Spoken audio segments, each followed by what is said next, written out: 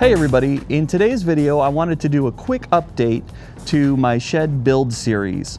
I got tons of awesome feedback from folks who were watching along as I was building this shed, and some of the feedback was, hey, you did such a great job on that thing, or I really like the feature you added there.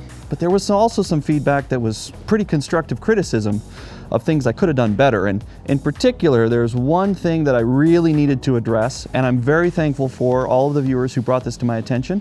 And so in today's video, I'm going to show you how I'm going to take care of dealing with the shear loads on this building. Now today is a fairly windy day, and a shear load happens when wind or some other force comes and pushes against the building from the side like this. And these short, narrow little walls here aren't structurally strong enough to resist very strong shear loads. In fact, as I push on this, I can kind of feel the whole structure just give a little bit, not much, but there's a little more give there than there really should be. So several of the folks who watched the previous video suggested that I add some extra bracing inside these walls, and today I'm going to do exactly that and bring you along to show you how I do it. So if you are considering building a shed that's similar to this, that has a wide opening that consumes most of your narrow wall, you really should consider adding some extra bracing like I'm going to show you today to avoid any kind of shear loads that might come along and topple your shed. We don't want anybody's sheds falling down. So come on inside here with me and I'll show you how I did it.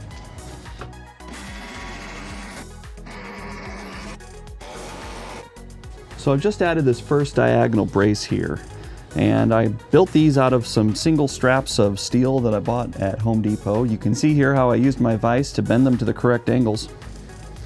And I'm going to put one in going this direction, and I'll put one in going this direction. And those should help stabilize the wall from forces that are either going to try and push it this way or push it this way.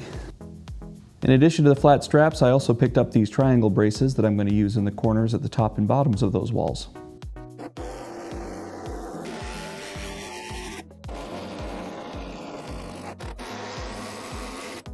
So here we are looking at the bottom corner of this little narrow wall where I've added a corner brace. And then as we move up the wall, we come to the first of my diagonal braces.